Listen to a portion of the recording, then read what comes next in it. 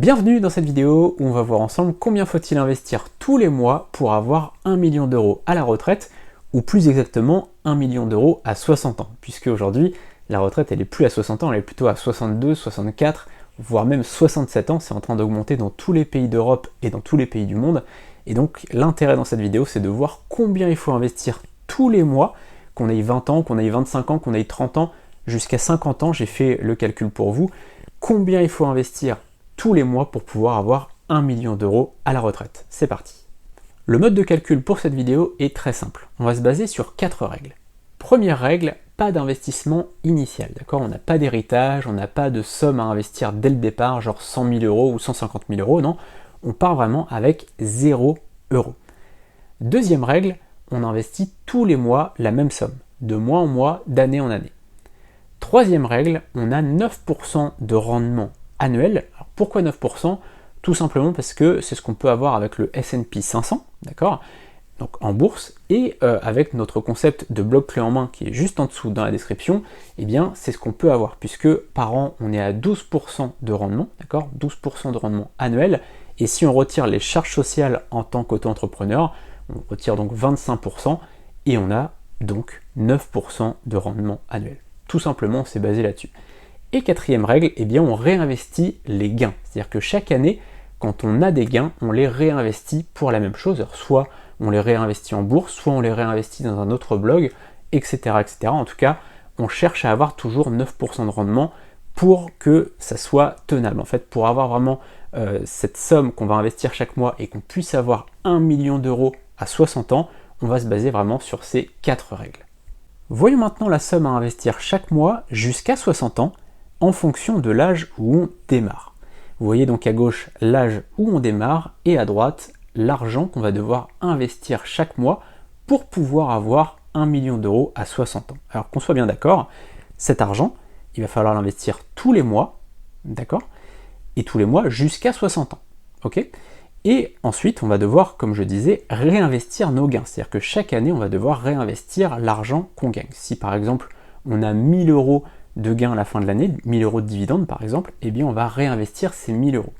Si on commence à 20 ans, on va devoir investir 250 euros par mois jusqu'à nos 60 ans. Si on commence à 25 ans, on va devoir investir 375 euros par mois jusqu'à nos 60 ans.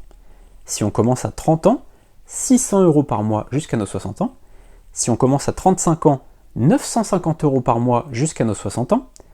Si on commence à 40 ans, on va devoir mettre 1550 euros par mois jusqu'à nos 60 ans, d'accord? Donc investir 1550 euros par mois jusqu'à nos 60 ans.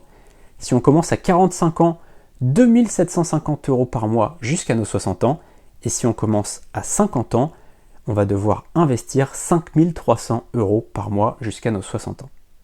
Le but de cette vidéo, c'est pas du tout de vous mettre le moral à zéro et que vous vous disiez « Ah, j'aurais dû mettre de côté à 20 ans ou j'aurais dû mettre de côté à 25 ans ». Non, ce qui est fait, il ne faut jamais regretter ce qu'on a fait. C'est comme ça, de toute façon, on ne peut pas revenir en arrière, on ne peut pas changer ce qu'on a fait avant. Donc si vous avez 35 ans et que vous n'avez jamais mis de côté, eh ben c'est pas grave, c'est pas grave. On va voir maintenant comment faire. On va tirer donc 3 leçons par rapport à ça et on va essayer donc de comprendre comment on peut avoir un maximum d'argent à 60 ans ou pour sa retraite. Parce que c'est pareil, déjà 1 million d'euros, c'est pas forcément une fin en soi, on s'en fiche d'avoir 1 million d'euros. Ce qu'on veut, c'est avoir une liberté financière à la retraite. Et puis 2, 60 ans, on s'en fiche, ça peut être 61, 62, 63, 64 ans. La retraite, elle est de plus en plus tard. Nous, on s'est basé sur cette vidéo sur 60 ans, mais on peut très bien avoir de l'argent de côté, un maximum de côté pour 62, 64 ans, c'est pas grave, parce que à 62, 64 ans, vous serez toujours bien. Si vous prenez soin de vous, je peux vous assurer qu'à 62 ou 64 ans, en principe, je touche du bois, je touche de la peau de singe pour vous, vous serez bien. D'accord? Donc il faut vraiment pas avoir en tête « Ah non, j'aurais dû faire ça ou j'aurais dû faire ça ». Non, ce qui est fait, et on va maintenant prendre 3 leçons par rapport à ça. Le premier conseil, c'est d'investir le plus tôt possible. Et le plus tôt possible, c'est aujourd'hui. Vous pouvez investir dès aujourd'hui et vous n'avez pas besoin de faire de grands calculs. Vous avez juste besoin de regarder combien de loyers vous payez, combien de courses, combien de factures, etc. Vous allez en fait faire votre budget mensuel et vous dire voilà, il me reste 200 euros que je peux investir tous les mois, ou il me reste 250 euros, ou il me reste 270 euros. Et par rapport à ça, vous allez investir. Et on s'en fiche que vous n'ayez pas commencé à 20 ans, à 25 ans ou à 30 ans, peu importe. L'essentiel, c'est de commencer le plus tôt possible, et même si c'est à 55 ans, peu importe. L'essentiel, c'est d'avoir vraiment cet état d'esprit où vous allez vous dire, voilà, j'investis chaque mois, que ce soit en bourse, que ce soit en immobilier, peu importe, vous allez chercher à investir tous les mois et vous allez avoir cette mécanique finalement où vous allez prendre de l'argent tous les mois, vous savez que vous pouvez mettre par exemple 270 €, et bien vous allez les investir parce que le plus tôt est le mieux. Le deuxième conseil, c'est de réinvestir ses gains. Alors c'est vrai qu'on peut avoir envie, quand on reçoit 2000 € de dividendes par exemple, on sait que dans l'année on reçoit 2000 € de dividendes, on peut se dire oh bah je me fais plaisir, je vais au ski avec, ou je paye mes vacances d'été avec. Je prends 2000 €, ça me fait un petit peu d'argent pour mes vacances d'été. On peut avoir envie de ça. Sauf que derrière, il en reste quoi? Bah il en reste des vacances. Mais le problème c'est que les vacances, ça doit être budgétisé sur l'année. Normalement, vous devez budgétiser vos vacances d'été, ou vos vacances à la montagne, ou peu importe. Vous devez le budgétiser dans l'année et mettre en épargne chaque mois pour ça. Et l'argent que vous touchez, les dividendes par exemple, ou les loyers, ou les commissions d'un blog, etc., eh bien tout ça, c'est des gains que vous avez et que vous allez réinvestir. Il faut penser long terme, parce que plus vous allez réinvestir, et plus vous allez faire grossir finalement cette boule de neige, c'est-à-dire qu'au début, ça va être une petite boule de neige, et puis elle va grossir de plus en plus, et au bout d'un moment, vous allez pouvoir devenir libre financièrement. Et enfin, le troisième conseil, c'est de chercher à avoir un bon rendement. Alors un bon rendement, c'est, on va dire, à partir de 7-8%, c'est déjà un très bon rendement, et ça commence vraiment à être intéressant, puisqu'on va pouvoir du coup avoir une rentabilité importante, et donc réinvestir ses gains pour pouvoir faire grossir la machine, comme je disais. C'est très important de chercher un rendement qui soit élevé, mais en même temps avec un investissement qui soit peu risqué, puisque si vous commencez à investir par exemple dans les crypto-monnaies, en effet, dans les crypto-monnaies, on peut avoir un rendement élevé, mais avec un risque quand même qui est très élevé. Donc il faut quand même faire attention à ça. Il ne faut pas investir n'importe où, il ne faut surtout pas investir dans des choses qu'on ne connaît pas ou qu'on ne comprend pas. Donc c'est très important d'investir dans ce qu'on comprend, c'est très important d'investir dans des choses qui soient peu risquées, et tout simplement où vous allez pouvoir avoir un rendement quand même qui soit suffisamment élevé pour pouvoir derrière, comme je disais, réinvestir. Puisque, on va prendre un exemple, imaginons que vous ayez 1000 €, d'accord, vous investissez 1000 € sur l'année. À la fin de l'année, vous allez avoir par exemple 9% de rendement. Ça veut dire que vous avez 90 €, ok, 90 € de rentabilité, de gain.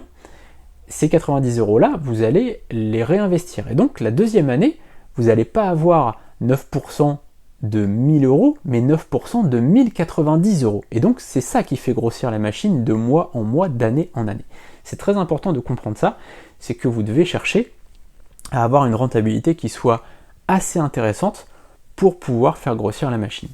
Dans l'exemple que je vous ai donné juste avant dans la vidéo, je vous donnais des sommes par rapport à 9% de rendement. Si on avait un rendement moins élevé, là il aurait fallu peut-être mettre beaucoup plus d'argent, enfin faites le calcul si vous voulez, mais il aurait fallu mettre peut-être parfois 2, 3, 4 fois plus d'argent tous les mois pour pouvoir avoir 1 million d'euros à 60 ans. Donc il faut vraiment comprendre ça, c'est que le rendement c'est une clé très très importante pour pouvoir atteindre une liberté financière. Je vais finir par une petite note juste après, c'est que c'est très important de comprendre aussi une chose, c'est que 1 million d'euros à 60 ans, comme je le disais, c'est pas une fin en soi. C'est pas très grave de ne pas avoir 1 million d'euros à 60 ans. Ce qui compte, c'est d'avoir des rendements tous les mois qui nous permettent de pouvoir vivre. C'est-à-dire de se dire, voilà, j'ai ma retraite, si vous avez la chance plus tard d'avoir une retraite, je vous le souhaite, eh bien vous avez votre retraite, et à côté de ça, vous allez avoir des rendements, soit des rendements en immobilier, en bourse ou dans un blog, comme je disais. Et par rapport à ça, eh bien, ça doit vous faire un complément de revenu, voire même avoir vraiment une somme tous les mois qui vous fasse vivre. Pourquoi 1 million d'euros de capital n'est pas une fin en soi? Eh bien tout simplement parce que si vous avez un bon rendement, vous n'avez pas besoin d'avoir 1 million d'euros. Je vous explique. Imaginons que vous achetiez des blogs clés en main chez nous, ou alors des actions, et dans tous les cas, soit blog chez nous, soit actions au S&P 500 par exemple, vous avez dans tous les cas 9% de rendement. D'accord? Vous avez 9% de rendement annuel, c'est-à-dire que vous avez un petit peu plus, et avec les impôts, eh bien, il vous reste 9% dans votre poche. Eh bien, tout simplement, si vous avez 267 000 euros de capital, c'est-à-dire 267 000 euros de valeur d'action ou 267 000 euros de blog clé en main, eh bien vous avez 24 000 euros par an de rendement, puisque vous avez 9%. Donc en général, par exemple pour les blogs clés en main, vous pouvez avoir 12% de rendement, c'est le minimum qu'on propose. Et si on retire les charges, eh bien on retire donc 25% de ces 12%, donc vous avez 9% pour vous, ça vous fait 24 000 euros dans la poche. Donc vous voyez que vous n'avez pas besoin d'avoir 1 million d'euros de capital à 60 ans, c'est pas du tout nécessaire. Là c'était juste pour se dire voilà combien il nous faut réellement pour avoir 1 million, parce que c'est une somme qui est forcément qui fait rêver beaucoup de gens, mais en réalité il n'y a même pas besoin d'avoir cette somme-là. Juste avec 267 000 euros à 60 ans, vous êtes tranquille, vous pouvez avoir une liberté financière, soit en ayant des blogs, soit en ayant des actions en bourse, peu importe. Tant que vous avez un rendement qui est important, vous pouvez vivre tranquillement. Et là, en fait, vous avez votre capital, vous n'y touchez pas, en fait, finalement. Ce capital, vous n'y touchez pas. C'est-à-dire que vous avez investi de l'argent et vous n'allez pas revendre des actions, vous n'allez pas revendre vos blogs, puisqu'ils vous permettent de vivre tranquillement tous les mois. Voilà, c'est la fin de cette vidéo, j'espère qu'elle vous a plu et surtout qu'elle vous aura été utile à bien comprendre ces mécanismes-là. Vous pouvez retrouver nos blogs clés en main juste en dessous et vous abonner à la chaîne YouTube pour recevoir toutes nos prochaines vidéos. Je prépare plein de contenus, j'ai plein de notes, vous voyez. Tout ça, c'est des petites notes pour des prochaines vidéos. Je vous prépare tout ça et on se retrouve très bientôt donc pour de nouvelles vidéos. À très bientôt, salut!